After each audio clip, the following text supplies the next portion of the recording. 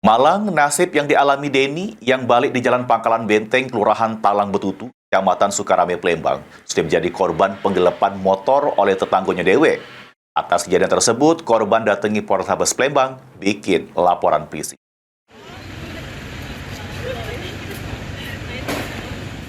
Niat ati minjemi motor samo tetanggo dak taunyo sudem dibawa belari.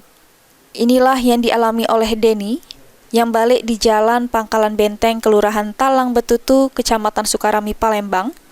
Dengan kejadian tersebut, korban laju datangi Polrestabes Palembang bikin laporan polisi. Kejadian bermula pelaku Ismail yang merupakan tetanggonya dewek minjem motor korban dengan alasan nak bawa bininya berobat.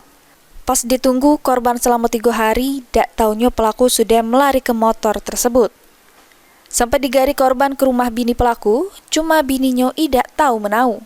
Dak cuma sampai situ, korban juga nanya sama keluarga pelaku, cuman keluarganya idak tahu keberadaan pelaku. Atas kejadian tersebut, korban kehilangan motor kesayangannya merek Honda Revo BG 2148 ADH dengan total kerugian diperkirakan sebesar 8 juta rupiah. Ya, awalnya tuh dia tuh minjam motor alasan tuh nak ngantar bini gue berubah. Nah, janji itu jam 9 dia ngantar balik. Tahu sampai sekarang lah 3 hari. Sudah 3 hari motor itu hilang. Kita kenal nggak sama yang punya motor? Yang punya motor itu kenal nggak? Iya kenal kan. Kenal ya, tetangga dewek apa? Iya tetangga dewek, cuman kenal tuh baru dia tuh. Sudah sering dia tuh minjem motor gitu?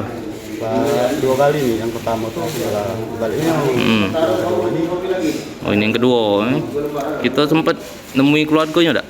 Sempat. Macam mana? Kalau keluarganya tuh ya suruh lapor ya. Oh keluarganya sudah lepas tangan. Kita sempat nelpon yang bersangkutan enggak?